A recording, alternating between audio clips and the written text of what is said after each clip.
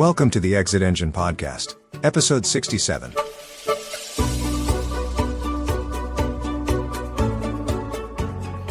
Welcome to the Exit Engine Podcast, the show where founders, owners, and entrepreneurs get the inside track on building a business that's not just profitable, but exit ready. We bring you real stories, real frameworks, the real results of raising value, improving salability, and planning your next chapter on your own terms. My name is Joe Stapleton. With me, as always, is my partner in crime and my partner in exits, Mr. John Caniff. John, how are you? I'm well. Awesome. Guys, just as a reminder before we get in today, we have just at Exit Engine, we have just launching a very new and exciting thing that we're calling My Exit Engine.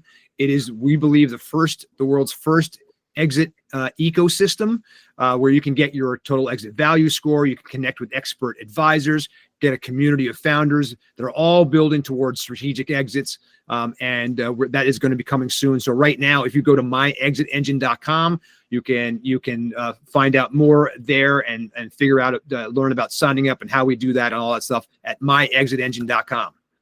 John, this is an exciting time because today we're going to get into something that we've touched on a little bit across the life, but we're going to deep dive now into the legal side of M&A, and there's a lot to the legal side.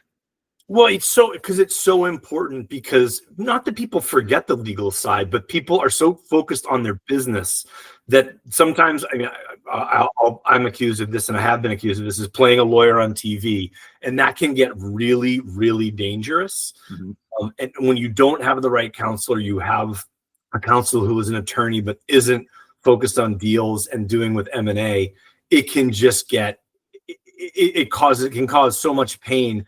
And if you're trying to save a buck or two, it can cost you so much more money in the long term than you're paying for quality advice up front. So no question. The reality is there's so much of this. I mean, there are 3 or 4 different contracts just as we go through the process alone, right? Yeah. That you're putting yourself into. There are negotiations. What you want is somebody who's been there and done this and seen this before, right? Who's going to be able and by the way, someone who's going to speak the legal language, because the other party is going to be full of lawyers, right? And we want to make sure that you've got someone who's going to protect you on your side. So today, I'd like to introduce you to today's guest is Hallam Stanton. We call him Hal. Hal is a growth-minded strategist, M&A attorney who has basically just started his own legal practice. He's been in the M&A field for years, and he is basically helping people just like us learn how to maximize the value of their exit and to make sure that they exit on their own terms. But he's coming at it from the legal standpoint. So, Hal Stanton, thank you, and welcome to the Exit Engine Podcast. Thank you, Joe. I appreciate being here. Absolutely. So Hal, the first question is that what are the things that you come across all the time, right? Where you're getting called into a situation, right? And what is the first thing that you're doing when a founder calls you and says, I'm thinking about selling my company? Yeah, the first thing I would do if I were them would be to think about it from the buyer's perspective, mm-hmm. right? So the buyer, most of the deals I work, which are Main Street deals, right? They're businesses between 1 and 10 million in enterprise value. The thing that the buyers can be most keyed up on to start with are the financials. And that's not really my domain, but I always advise people to focus on there, because in these small deals, that's probably what's going to tank your deal, is the financials. So, and there's some classic examples out there, right? If your tax returns don't align with your financial statements, it's a great example, right? That's going to cause problems. Okay. If you're a cash business, if you're the kind of classic coin operated laundromat, and you're enjoying the bountiful excess of all that cash that you're not running past the IRS, that's probably going to be an issue for you. So the first thing I would do is have your accountant look at your books and make sure that they're ready for someone else's accountant to pick through. Because if they're not, it doesn't matter how good you think your business is, it's probably going to be hard to sell it for what you think it's worth. It's really great.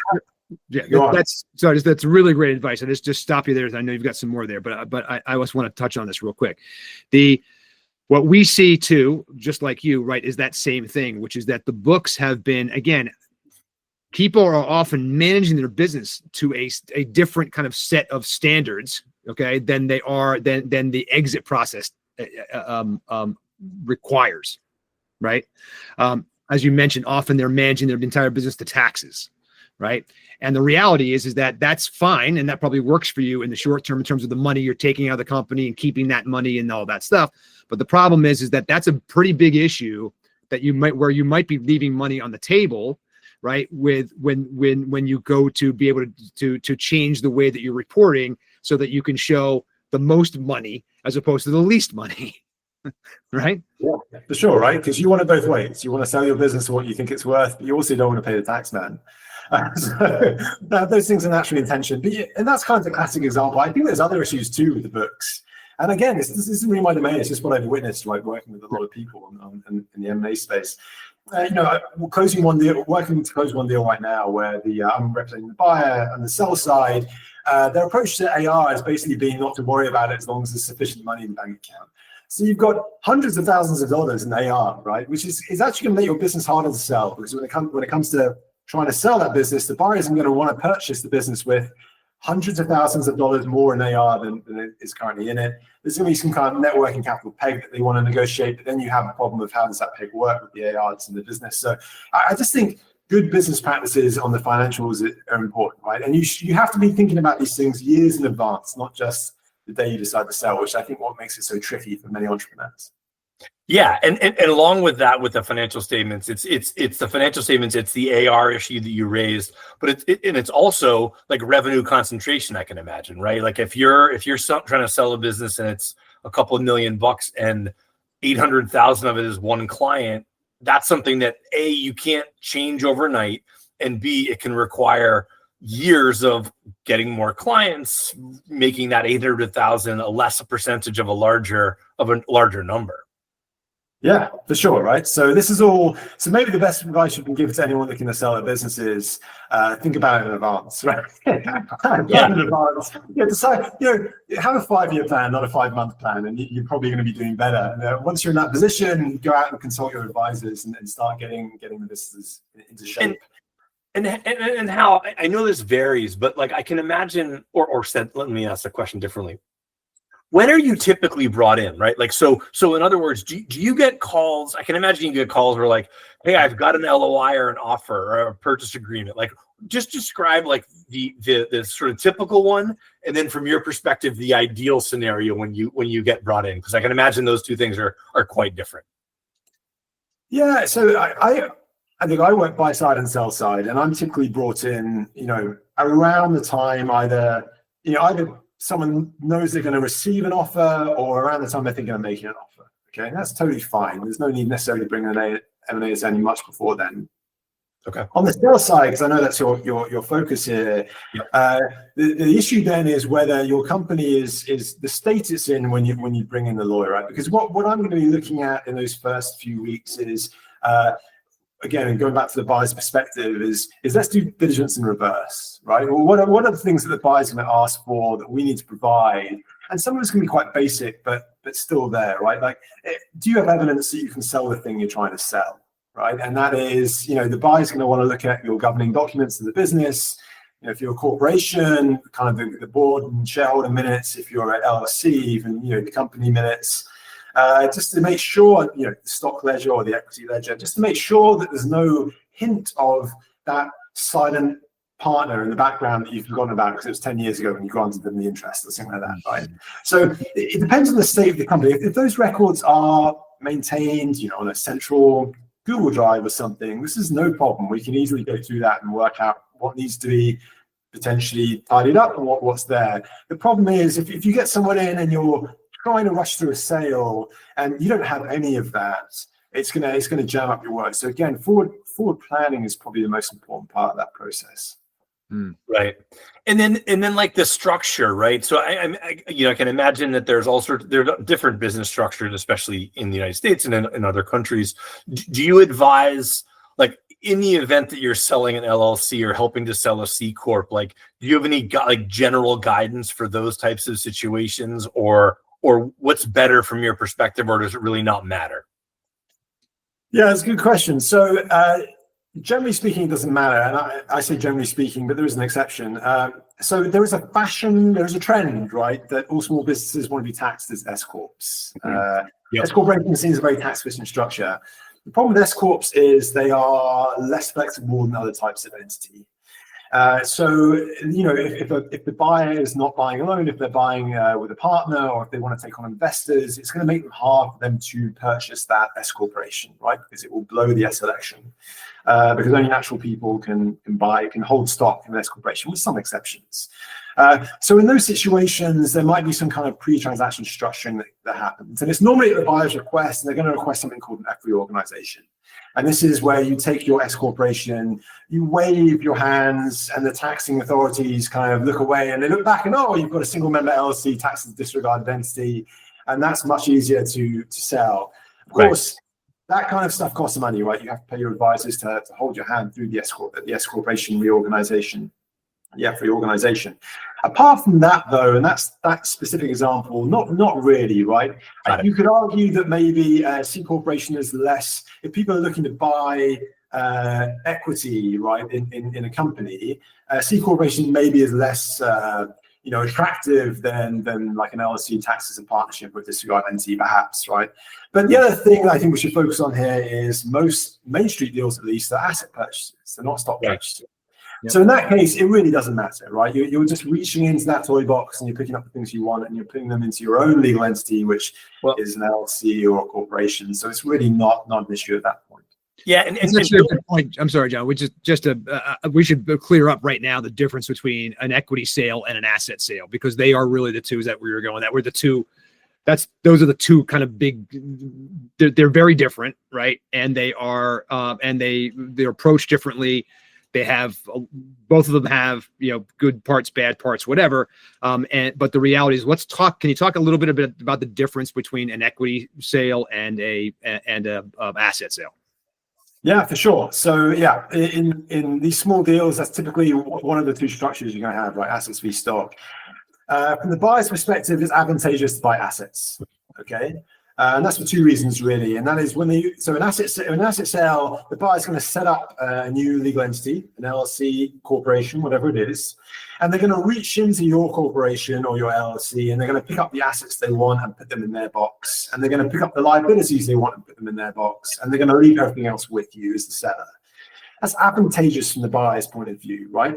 They get to leave behind the liabilities they don't want, including liabilities you may not even know exist, like a lawsuit that's about to be filed, for example. Okay. They also get something called a stepped-up basis in the assets, which means that they have greater depreciation, amortization deductions on their tax bills in future years. So that's better for the buyer. It's also very common in this space, right? It's advantageous for the buyer, but it's also, if there is a market for the market term for stock v assets, it's assets, right? Mm-hmm. An equity deal, a stock deal, is advantageous for the seller. This is where they buy the whole company off you. There's no new entity set up. The buyer is going to take the stock certificates off your hands, put them in their hands, and they inherit the company. And with that, they inherit everything. They inherit all the liabilities, but they also don't get that stepped up basis in the assets. And generally speaking, it's more advantageous for the seller on a tax basis to sell stock rather than assets, right? So you've got those two modes. It's pretty much it's not entirely. It's pretty much a zero-sum game, and it depends on the circumstances. But generally, if you're a seller, you kind of want to sell your equity. It gets everything off your plate. It ends up with a better tax position. And if you're the buyer, you generally want to buy the assets. And there are some nuances there, but that's kind of how it breaks down. And with regard to the asset purchase and the liability purchase, right? So we've dealt with many of those, right, throughout our career. With regard to when they're buying liabilities in addition to the assets, what's an example of a liability that a company would want to buy in that asset purchase scenario? Yeah, it's a good question, because why would you want a liability? It doesn't sound good, right? Right. So the truth is very, very few. You really don't want any at all. But normally the two liabilities you're going to assume are accounts payable, right? Potentially, if there's working capital in the deal and you're balancing that AR/AP equation.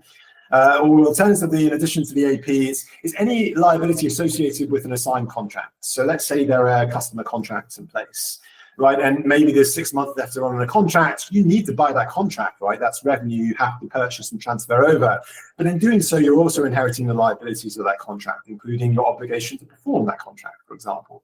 So that's typically the two big ones. And then there are occasions when other liabilities are assumed. For example, rare, but sometimes maybe the most common time this comes up is if you're buying something with a lot of inventory that's financed, you might want to assume the financing loan that's underpinning the inventory. That sometimes happens.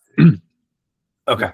Yeah. That makes sense. Yeah, and again, it's interesting because most people, I think, again, especially at the Main Street level, right, are when they come to you at first, a lot of them are probably like, I want to sell my company, right, or my business, right, and you're like, well, you're not really going to sell your whole business. You're really going to sell your assets, right, because that's at that level in particular, that's really what the deal is most of the time, right. We're not in a, when companies are less than $1 million in particular. But again, even less than really $5 million, oftentimes what you've got is again a bunch of liabilities and assets more than you have potentially a company that its overall value is greater than the sum of its parts, right? Well, when we speak about buying assets and stock, I know it sounds literally like you are buying assets. It's a legal fiction, right? It's a statutory technique. So you're buying substantially all of the assets of a business. You are, for all intents and purposes, buying the business. It's a bit awkward, clumsy how it's done, but you are, after closing, you should be operating under the same trade name and everything else, right? It's just a wave of the hands. Look, I mean, large transactions, if buyers had a choice in large transactions, they would probably buy assets too, but the reality is it's impractical, right? I mean, big companies, hundreds of contracts to review, potentially to get consent from the counterparty to assign, it's just not going to happen. So typically it's only the small deals that are done in this way. Right. So let's talk about deal structure for a minute, because again, I think that's the next place to kind of think. Well, actually, before we do that, let's talk about there are several different contracts that will pop up during this process, right? There's the LOIs, the one we talk about a lot, which is the letter of intent. There's the sale contract and all that stuff. Talk to us a little bit about the basic kind of the basic kind of contracts that there are during this phase, and how we kind of go about how do we go about kind of making sure on the sell side in particular that those things are buttoned up. Yeah, you're absolutely right. So traditionally, the way you're gonna receive an offer is through a letter of intent, and you're probably working with a broker, so maybe your broker receives it and then you review it afterwards. But the letter of intent is essentially a buyer's offer, but it's non-binding, largely non-binding. There are some exceptions, we can discuss those, but it's largely a non-binding offer. It's largely a way for a buyer to say, hey, if I was to present a purchase agreement with these material terms, would you accept it, right? And it's a way for the parties to kind of get those big ticket items like purchase price structure out of the way and done before either side invests too much time and money into a deal. Right. That's the purpose of the LOI. It's kind of a safe space they want to create. So you're going to receive one of those. There are some binding terms to an LOI, in particular exclusivity, right? Exclusivity is this period you're going to enter with the buyer where for that amount of time, be it 60 or 90 days, you're not going to look for another suitor. You're only going to work with that buyer on the deal. And this is so that the buyer has time to kick the tires through diligence and to look at the transaction documents too. So when we say that LOIs are non-binding, as a seller, you have to be aware that if you're signing an LOI, some of it is binding. And in particular, the important provision is the exclusivity provision, because if things go south with the buyer, you're locked in for that time, right? You can't sell your business to someone else very easily. Mm-hmm. And that can be a challenge, right? That the exclusivity period, depending on how fast the market moves and depending on changes in the economy, like a 90-day exclusivity period can be, that's a long period of time sometimes. Yeah, it can be, right? It can be, right? If things fell apart, if the first thing the buyer is going to do when they get on their LOI is they're going to start their accountant looking through your financial records. Let's say that takes the accountant 2 weeks, and the buyer's accountant just doesn't like the look of something, right? And they want to retrade price. But you don't want to retrade price as a seller. I know this is how much my business is worth. And at that point, you've got a bit of a stalemate. And unfortunately for you as a seller, if you're locked into an exclusivity period, you kind of have to ride that stalemate out, right? You can't go looking for another buyer because the buyer's contractually got that right to at least discuss it with you for the next, however many days it is. And are there any so for that period, are there any like tips or anything that you advise your clients on with the exclusivity period, and not 60 or 90 days? Anything like another provision in there where they can get out of that exclusionary period or exclusive period if the buyer finds something materially wrong or decreases their offer by X% or something like that? Yeah, you could. I mean, rarely. Sometimes the seller, we could push to include some kind of term like if the buyer attempts to retrade the purchase price, then exclusivity ends. Right. The reality is, and I think this is sellers and buyers should take this to heart. The reality is this 99% of the time, this is a very collaborative process. If the buyer is not interested in proceeding on the business, they're actually going to let you know, and you're going to mutually walk away from that LOI, right? It's no one's real interest is to hang around like a bad smell trying to get a deal done that's not going to go. So I would say if you're going to sign an LOI as a seller, if you're happy with the terms, and you've had time to evaluate the buyer and you think the buyer is a serious buyer, I wouldn't sweat it too much about exclusivity. I would enter into the spirit of the LOI and say, look, we're going to work hard to get this deal done, and to rely on both people being very reasonable. If it looks like a deal is not going to go, then you're going to mutually agree to walk away from the LOI. And I would also add, right, that if you are buttoned up to begin with, then you've got no fear. Okay. So the reality is that, again, sign an LOI because you've already done the work. You're not fearing due diligence. That 90-day period or 60-day period or whatever, right, is going to be a breeze for you because you've listened to the Exit Engine podcast and you've talked to someone like Hal and you've got, right. Okay. Because you're being so smart founder about this stuff, right? The ability is, as you said before, you're starting at a 5-year out, not 5 months. And your ability to be able to have done the things that are likely to trip you up during that due diligence period is going to make it a 60-day period, make it a 90-day period. I don't care, because the reality is that I'm so buttoned up. I don't fear any of this. It's a great point, because when I was buying companies at another company, it was so funny when we were looking at financials for a couple of different opportunities, and one was buttoned up, had everything, like we got everything within like 3 days, I think, of sending it, and that included a weekend. And then the next one, I think it took like a week and a half for them to produce a partial list. And it's like, can you read your email? Because I was very clear with, I need the last 3 years of financial statements, including balance sheet, income statement, and cash flow statement. And they it was drip, drip, drip, drip, drip, drip. It's like, come on, man. Like, just, can you send me everything that I asked for, as opposed to getting partial stuff in a week and a half. And then, oh yeah, I got to send you 2018 or whatever it was when we were buying them. So. Yeah, well, that often happens in smaller deals because the seller is, these businesses are run informally. The seller is doing all the work, they're doing all the management. They don't have if you have someone in place who's even on a fractional basis, your CFO, those materials are going to appear very quickly, right? But if you are the person just, bootstrapping this whole operation together, you may have a great client book, your business may be worth something, but it's actually not worth as much because you are the key. You are the person at the center of the spider web, just tugging on all the different strands.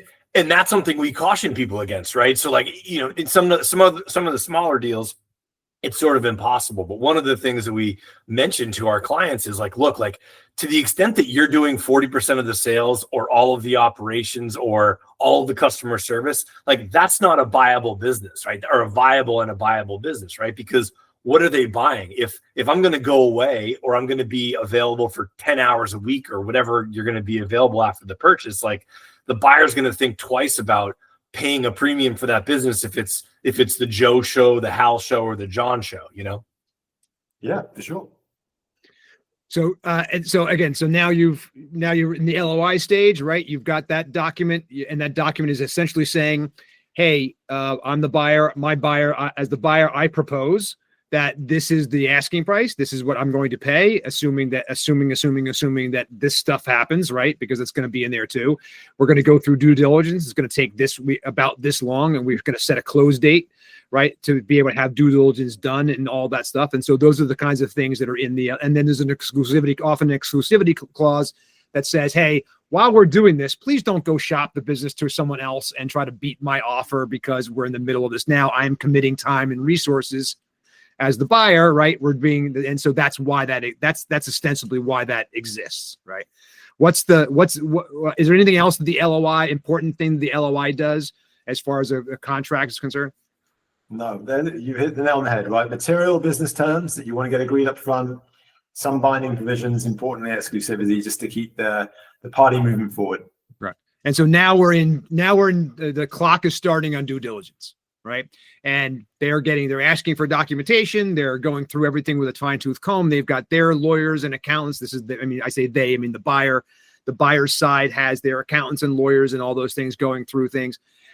There might be several meetings that start to happen, right? There might be things that start to happen about, okay, one of the things that comes up for me all the time, because this was my experience, was during this time, we're starting to talk about things like integration.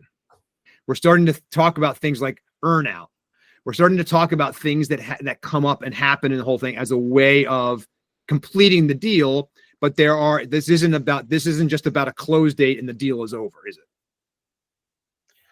No, so after diligence, right, the next step in the process is going to be the purchase agreement. This is kind of the centerpiece of any deal. And it's the buyer's prerogatives. It's just the first draft. It's just customary. I don't know why that is. It's just the way it is. The buyer's going to present you as the seller with a draft of the purchase agreement. And you hope that the purchase agreement is one, representing everything that was agreed in the LOI, and the bits that weren't negotiated in the LOI, because there are lots left unsaid at that point.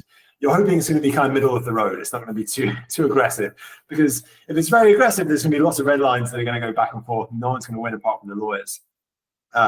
So you've got this big purchase agreement to negotiate. Most small deals are done on what's called a sign then close structure, right? Where you're going to negotiate and sign this purchase agreement, and then you're going to have a transitory period, a closing period. Let's say it's 30 days, just for the sake of argument. During which you've signed, you're in a binding contract, you're just going through the conditions to closing. If you've got an SBA lender, if the buyer's got an SBA lender, they're going to go through the closing process. That's a great time to discuss some of the things you're talking about in terms of transition planning, if I'm understanding your point correctly, Joe, right? That's the time to sit down with the buyer and say, okay, here's how we're going to make sure you, the buyer, succeed at the closing. And you might be thinking to yourself, I'm selling, why would I care? And the reality is, it's because the buyer is going to incentivize you to care by making sure some of the purchase price is contingent on him succeeding or her succeeding. Right. On a small deal, if the buyer is using an SBA loan, this is unlikely to be an earnout. In fact, it can't be an earnout because the SBA doesn't allow earnouts. Mm-hmm. But there will undoubtedly be a seller note, right? A part of the purchase price that you, the seller, are financing. Maybe it's 10%, maybe it's 15%. And if you want to see that 10 or 15% paid back to you over the long term, you have to make sure the buyer doesn't fold on day one post-closing.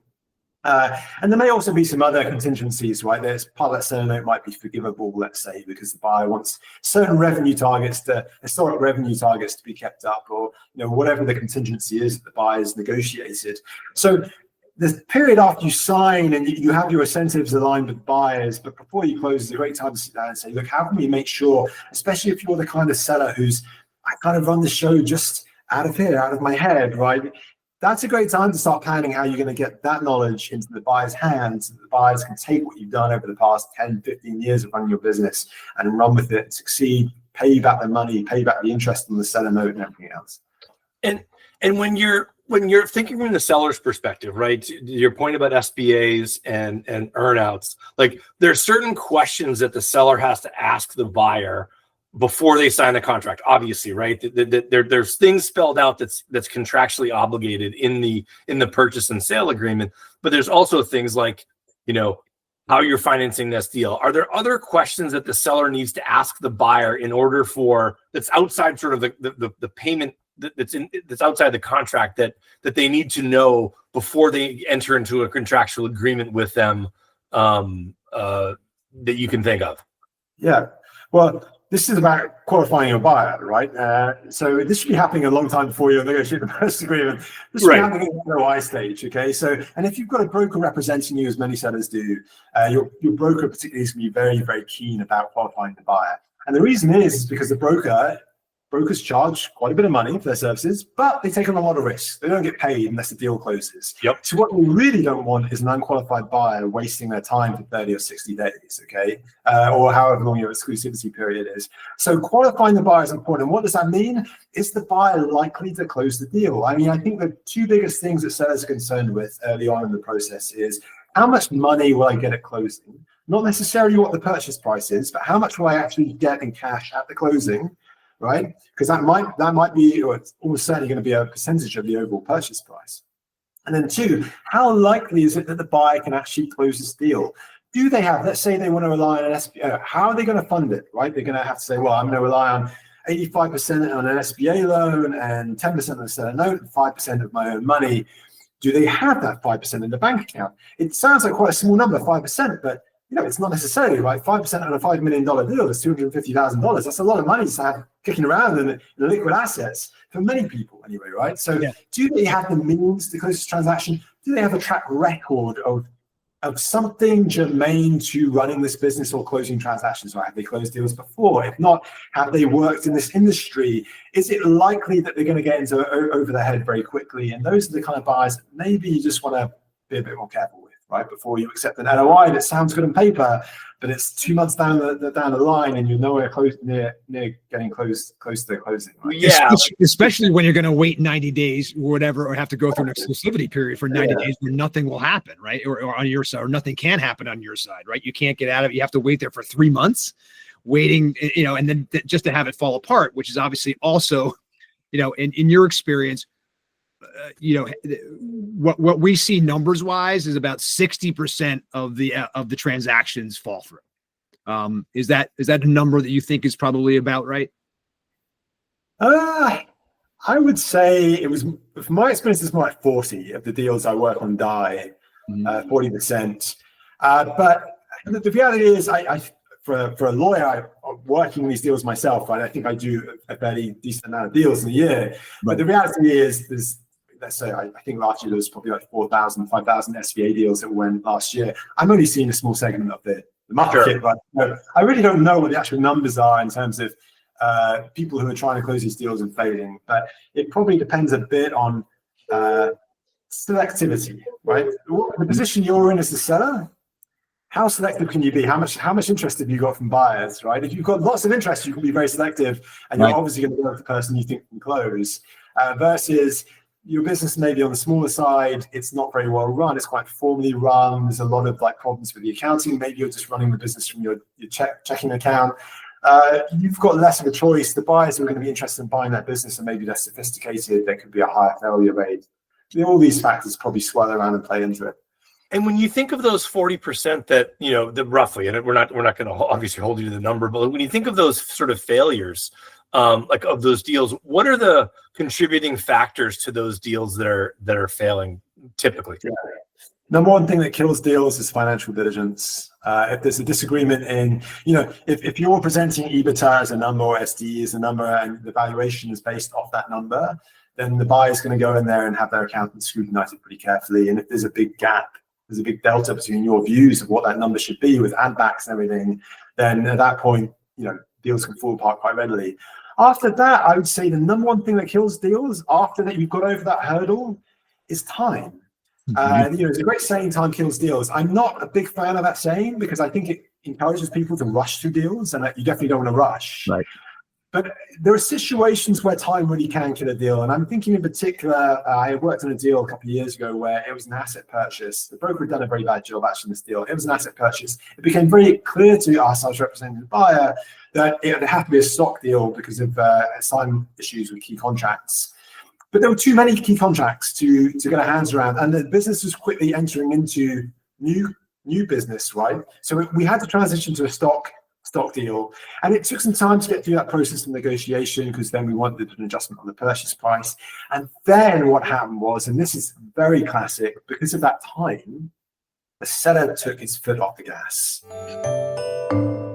Hey, I'm Joe Stapleton from the Exit Engine podcast. Building a business is hard enough, right? Planning your exit shouldn't feel like another lonely, confusing project you have to figure out on your own. That's why we created Exit Engine. Exit Engine isn't just a software tool, it's an entire ecosystem designed to help founders engineer a successful exit. You'll get access to self-assessments, growth roadmaps, and a peer community where you can learn from other founders who've been in your shoes. You'll also find the guidance and expert resources you need to build a business that's actually worth buying and to do it without burning out.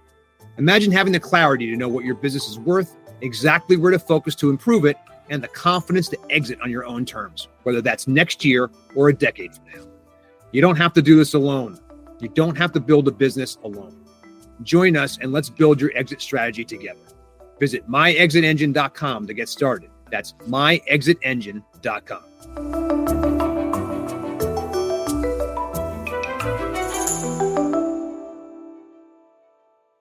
The pipeline looks smaller. Suddenly the current year financials didn't look as good as the previous year financials. That is a big problem for most buyers, because that's when buyers get cold feet and they want to walk away. So time kills deals in the sense that time goes on, you get preoccupied with the deal, you decide to take your foot off the sales gas. That's really a problem. It's interesting because you are sitting in this kind of period, right, where you think, and again, this is when you may do, you're lucky if you get to do this one time in your life, right? Sure. And so how can you possibly have all the knowledge you need to have in order to do this well on your own, right? And so this is, again, why we exist, right? Is to help people learn this stuff now, well before it's time for them to exit, we hope, right?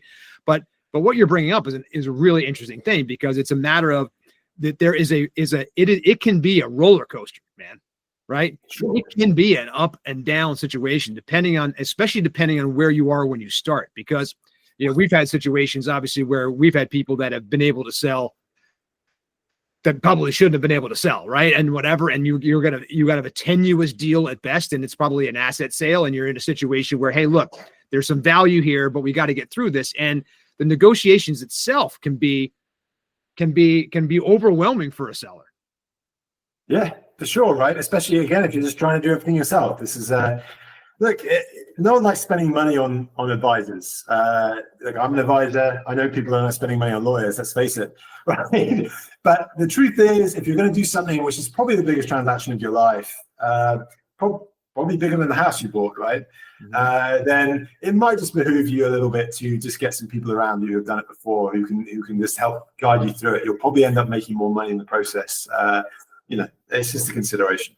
Yeah, well, we had a situation, not recently, but we had a situation where we were unfortunately, removed from the negotiating process, and we had things like things where, when I get a text message, it's a little bit like Dr. Jekyll or Dr. Jekyll and just Mr. Hyde or whatever it is, Dr. Jekyll and Mr. Hyde. It's like text messages crazy, but then emails are fine, and it was like dealing with two different people, and we were advising them like, hey, let's cut this out. Let's have a conversation.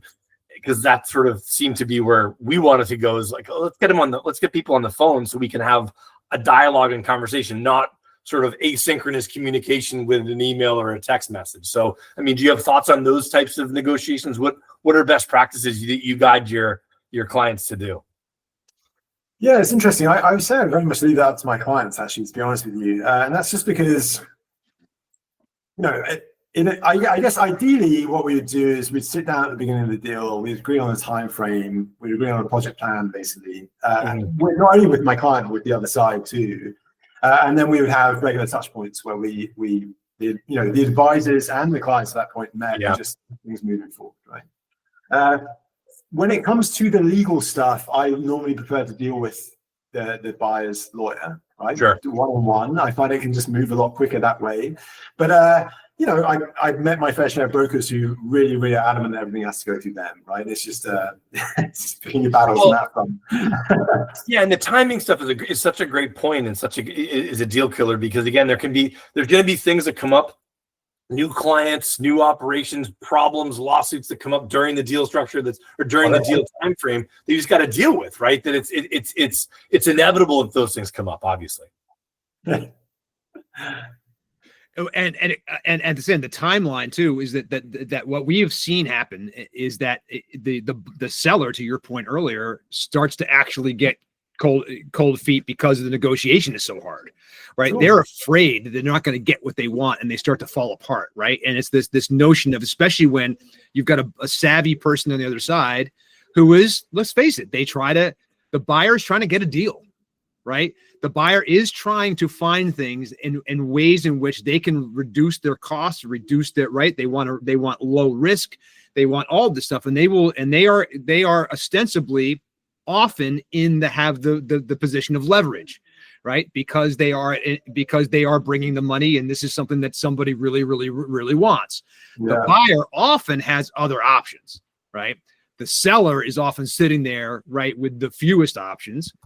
And again, this is what we're counseling people to do, right? You can create more options of buyers if you are a healthy, more sustainable, right, sellable company, right? And that's what we're trying to do to counsel people then. But let's face it, the negotiation of this thing can be an up and down situation for people, even when it's their lawyer that's doing the actual negotiating.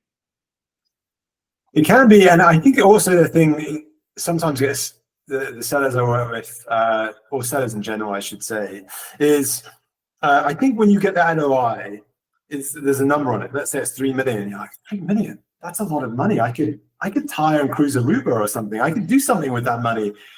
And then you get through all the way in the process, and suddenly you get to the end, and there's a closing statement handed to you, and the closing statement has a top line number, and that number is your number, right?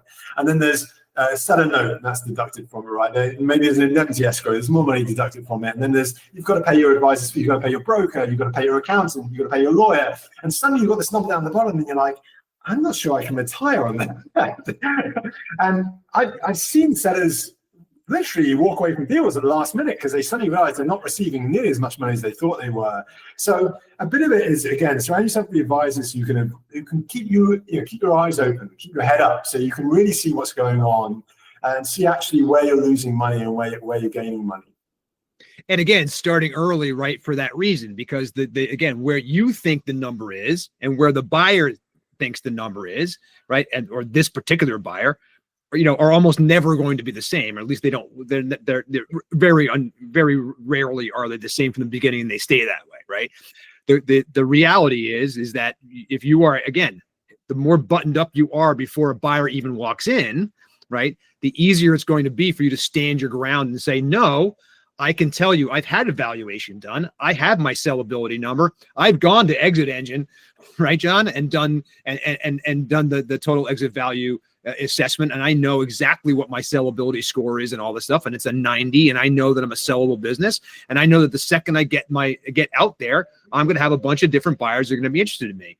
And when you have that, that's you having the leverage, right? But most people are in positions where they don't even know, like you said, by the time it's all done, $1 million is not that much money. Yeah, for a seller, it's true. By the time you actually carved it all up into its various components, I think there is definitely a seller's market right now. I think that's the thing sellers have to look at, right? So you should be able to get top dollar for your business if you just do some work in preparation. And I think I don't know if it's going to stay that way, but there's definitely a lot of people now interested in acquiring companies and pursuing a life of entrepreneurship. I mean, it's written up in the New York Times, it's written up in Forbes. This is a thing. And so if you're thinking about selling now, whatever your circumstances are, if you can give yourself just enough time to prepare properly, I think you should be beating them off with the stick, right? If your company is anywhere decent, you should be beating them off with the stick. Now, there's a whole market popping up of micro sales going on now, particularly in the online space, which is a completely different thing, right? Where I question people entering that space as buyers, just because if you're running a tiny online business, it's just not necessarily a lot to that business. But if you're running like a great main street business, like you do lawn care, you do fencing, whatever it is, you should be beating them off with a stick if you're anywhere decent shape to sell. And sort of switching gears a little bit with regard to so we talked about the financial components, right? The financial components, you mentioned everyone you're going to pay when you get that. So that top line number that you were offered is very different from the net amount that you're going to get. What about the non-financial things? And I'm thinking like reps and warranties that sellers have to obviously they need to concern themselves, but what is your guidance for the reps and warranties section of an agreement and how the optimal way to handle that from the seller's perspective? Yeah, it's a great question, actually. It's often one of the most heavily negotiated aspects of a purchase agreement, right? So reps and warranties are statements of fact that you make as a seller, if they're seller's reps, which, if untrue, could leave you open to indemnification obligations, right? If the buyer were to suffer losses because a statement you made was untrue and you indemnify them for that statement, then you might have to pay them money, right? However that works in practice. So the reality is people think, well, I can't represent anything that I don't know 100% is true. And that's not actually the case, right? It's really just a game of risk allocation. It's a game of what should you as the seller reasonably bear as a risk of making a statement, right, that you can't know if 100% is true or not, right, compared to what the buyer should state. So a classic example is that the buyer's going to ask you to represent that your business is registered in all the jurisdictions that it needs to be registered in, right? And you might look at that and say, well, how could I say that for sure? Because maybe Rhode Island has changed its laws recently and I actually need to register as a foreign business in Rhode Island and I didn't know, and I'm doing business in, nearby in New York or whatever. I didn't know I had to register, and now the buyer takes over and the buyer gets fined and they're going to come and ask you for money. But the buyer's perspective on that will be, I think that's a reasonable risk for you to bear as a seller, right? Neither one of us necessarily knows, but it's reasonable for me to say, because you've been running the business, that that's a risk that you should be bearing. And that's the perspective you should look at reps and warranties in, is what is it reasonable? If one of the reps says that the financial statements I've provided reasonably represent the financial condition of the company at the time of closing, you, the seller, might say, well, I don't know for certain if that's the case, because maybe my bookkeeper's made a mistake. I don't know, right? But the reality is that's still a reasonable risk for you to bear as a seller. Now, there's work we can do as lawyers at the edges, right, where we look to soften those representations if we think it's a risk that the buyer can easily bear, right? And this is sometimes like, when we're looking to caveat certain statements with knowledge, right? Like, for instance, I would never let my client say there are no lawsuits threatened against the company, because that's unreasonable to ask the seller to know that. Perhaps someone tripped and fell over a sign you put up or something. I don't know, right? You just don't know. They're waiting in the wings, ready to sue. You just don't know yet. So we're always going to say on a statement like that, that's to your knowledge. It's the seller's knowledge. And maybe it's constructive, maybe it's actual knowledge. We could argue around that too. The seller's knowledge is no lawsuits threatened. But what the seller can represent is there's no lawsuits pending. You should know that. Yeah, right? That's the key thing. Yeah, so there's working around, but you should always approach those negotiations, because they can get very hot and heated. Is what's reasonable as me, someone who's run the business for many years, what's reasonable for me to bear in terms of risk allocation, not what can you say with 100% certainty. Yeah, it's a great point. And to your point about like the LOI sets up the purchase agreement, right? And you get the LOI. Okay, great. Like you've got the terms, some of the terms are in there, great. And then when you get the purchase agreement, and this has happened with me, when you have those types of like when you have those reps and warranties and they're worded in such a way that's so one-sided, it's like it was a signal to me, like, I don't know if these guys are, I don't know if these guys are serious, right? They're putting all these things in there that are so, biased towards the buyer that like it can leave a bad taste in the seller's mouth to be like, well, again, to your point about the threatening is a good example. How would I ever know? How could I ever represent that a lawsuit's not threatened against me? I can't warranty that. So it's like it can be like a signal to some people in the agreement that like, do they really want to do this deal, or why do they create this thing that's so one-sided to them? Yeah, it can seem one-sided. I think the seller has to recognize that they are one, right? They are, of all the people in the room, they know the company better than anyone else, right? So there's a lot of stuff that they should be able to represent. Another classic example, that you followed all employment laws.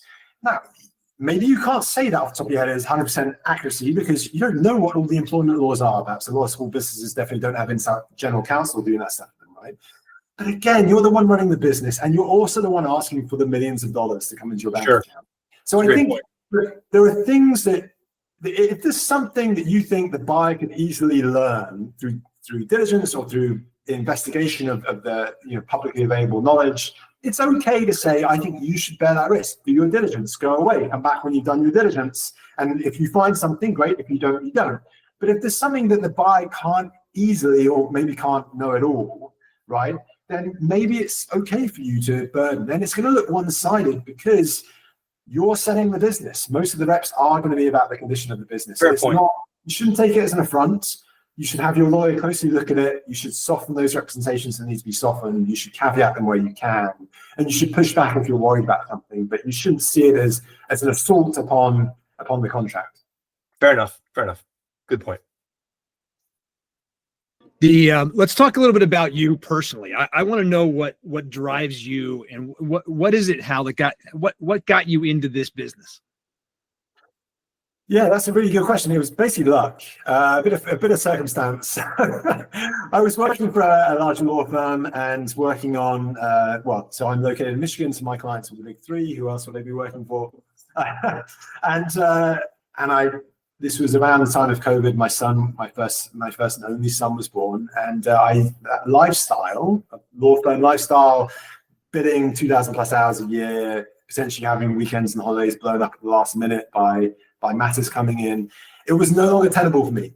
So I went and through a friend of a friend met someone who had just started a law firm that was focused quite generally on small businesses, and we fell into a market of people looking to buy and sell and grow small businesses. We didn't really know it existed. We assumed small business work was the kind of traditional small town lawyer, right, who would just have clients in the community. And what we didn't realize was there's a whole network, there's a whole community of people looking to buy and sell these small businesses, and they're all online. And if you're just willing to do the work of building rapport and trust in the community, you can make a national practice out of this type of work. And it's something that's happened to us. That was 3 years ago.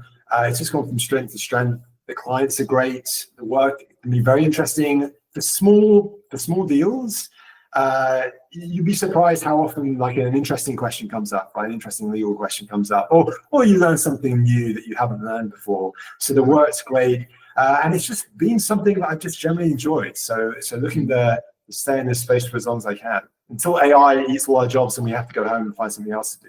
Well, it's so funny because we deal with similar types of businesses where you don't know any. I'd say I went to an envelope factory a while ago in like throughout my career, my consulting career, and it was the most fascinating business trip I've ever been on. Like, oh my gosh, and I sort of dreaded it at the beginning, and then I went and I was like, wow, this is so cool. I knew zero about like envelopes and how they're created and the whole process behind it. And it was cool. It was eye-opening. Yeah, one day we can go in a museum and see them too. There you go. Yeah, but it is a great point, because again, it is what to me, I same thing. We talk about this all the time. I mean, the ability to see inside these businesses, and every single business is as unique as the founder, right, who creates it, right?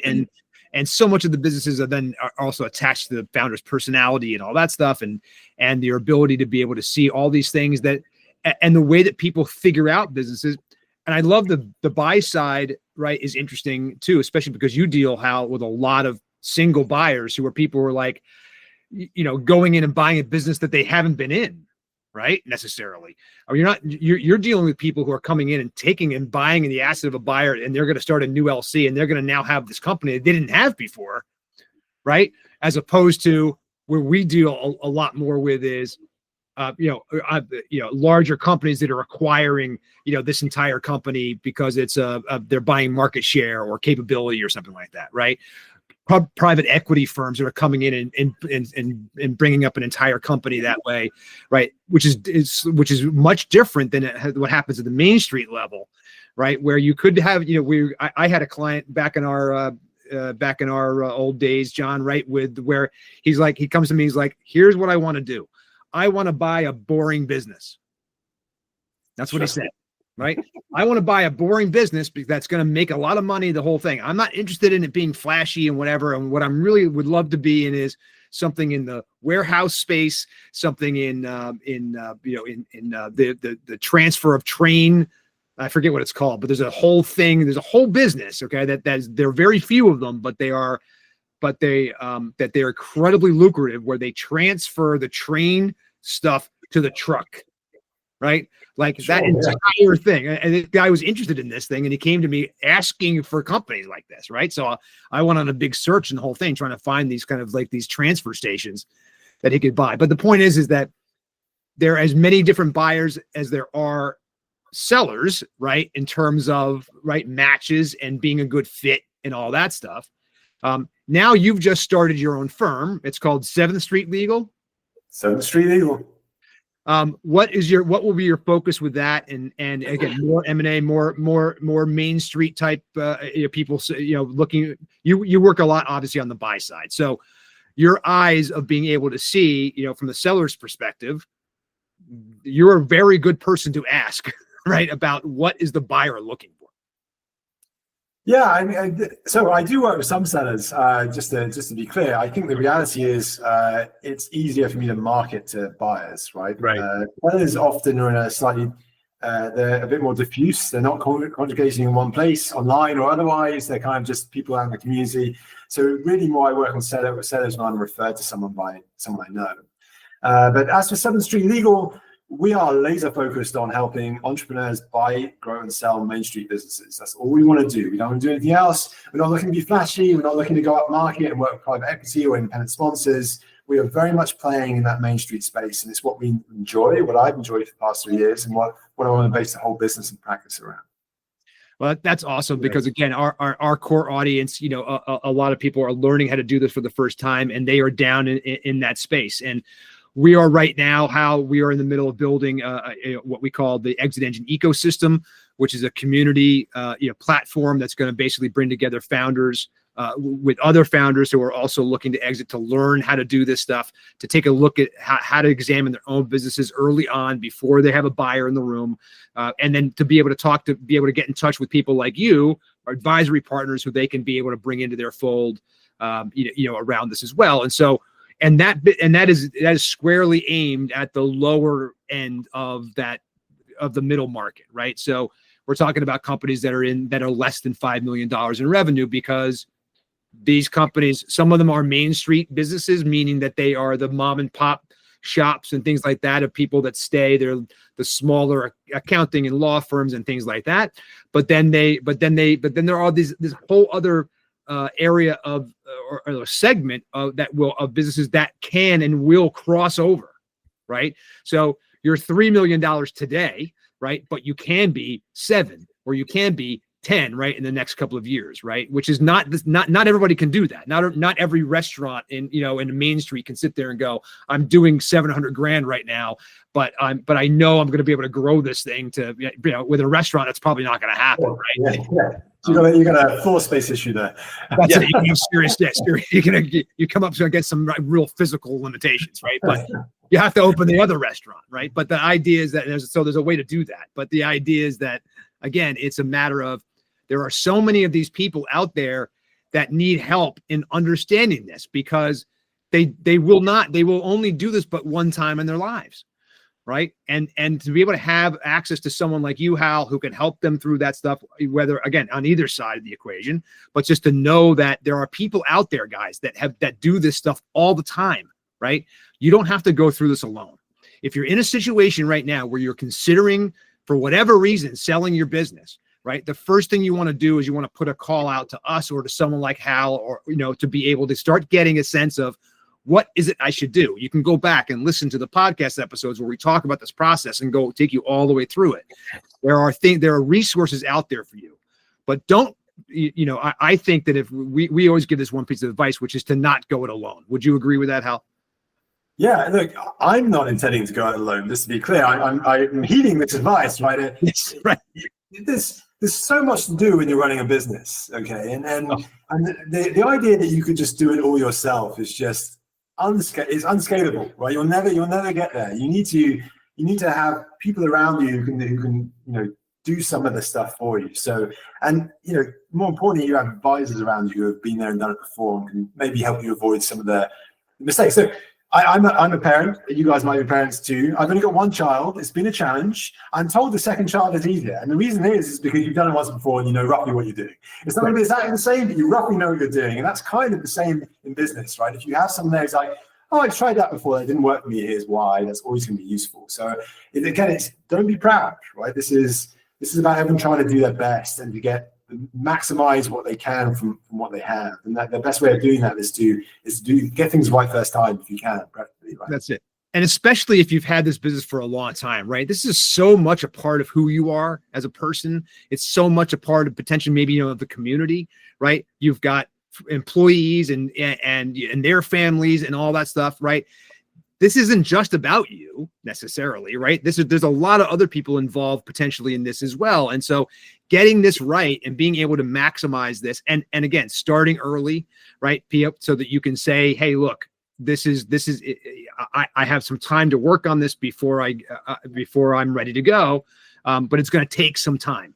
As you said, it's not 5 months. It's more like 5 years. Yeah, for sure, guys. Well, I mean, at least 3 years, because they're going to want to see at least 3 years worth of tax returns to buy. So at least 3 years. Yeah, there will be changes that, as John pointed out earlier. There are things that you will not be able to change overnight. No matter how much you want to. Right.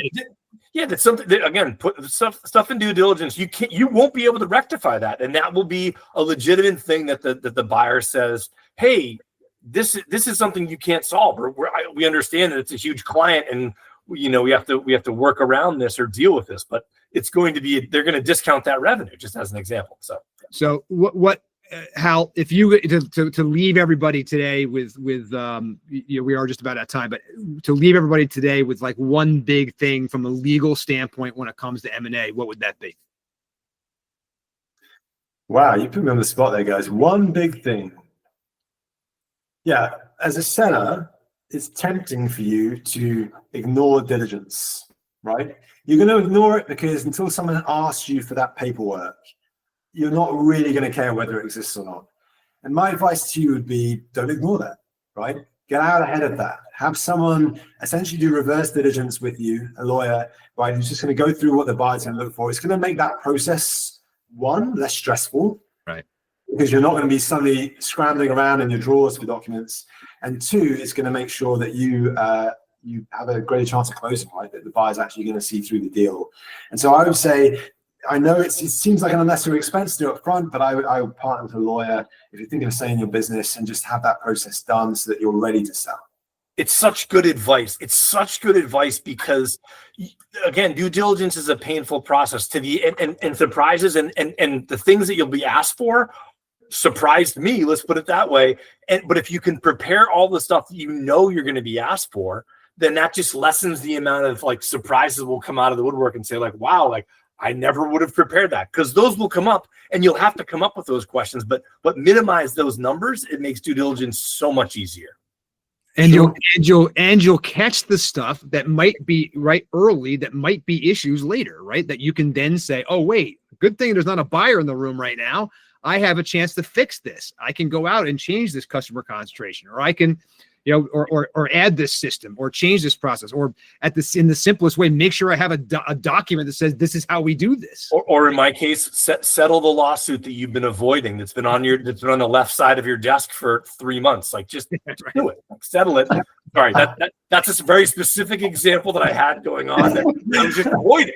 And it was like, so anyways. But it's true. That's the stuff that's sitting there, and you're not, until this process happens, there's so many things that you're not focused on. You know what I mean? Yeah, for sure. So, right. You got to bring those things up. And so getting with someone like Hal, getting into something like Exit Engine, finding another M&A advisor, finding someone out there who can actually take you through this process and will help you really do due diligence before you go do due diligence. Yep. Right. And Hal, thank you so much, Hal, for joining us today. What's the best place for people to reach out to you? Like, how did people find you?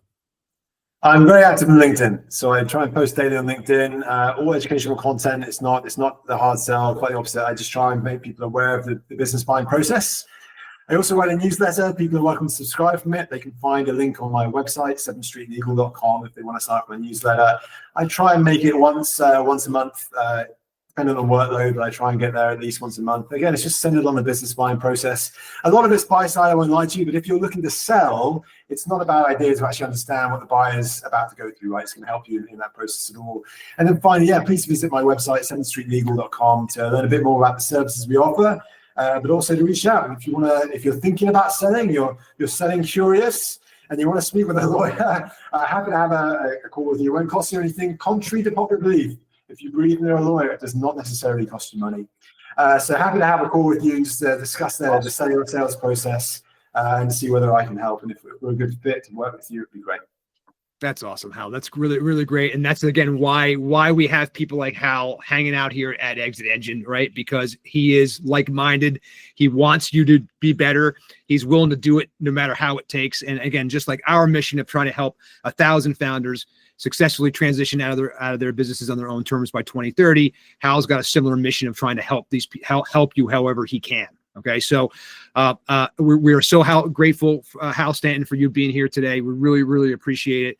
7thStreetLegal.com. Go check him out there. Look at it at LinkedIn. You're going to see more from Hal, we hope, here at Exit Engine as we move forward in the whole thing. He may not even know it yet, but hopefully you're going to see that as you do with all of our advisory partners. And you can see. And so as a reminder, guys, we want you to go right now to myexitengine.com and follow the instructions on that site to get yourself into a situation where you can start thinking about this stuff. Okay, it's never too early. It's kind of like voting in Chicago, right? Early enough. We want to make sure that we get you here to start learning this stuff well in advance. Okay, it's never too late to start thinking about this stuff, right? It's never too early either. Right. So again, guys, John, again, thanks for being my partner. Really appreciate all the time. Hal, thank you so much for being here today. Really appreciate it. Please go to myexitengine.com. Check out Hal at 7thStreetLegal.com as well. Really appreciate you guys. Have an awesome day. Thank you so much.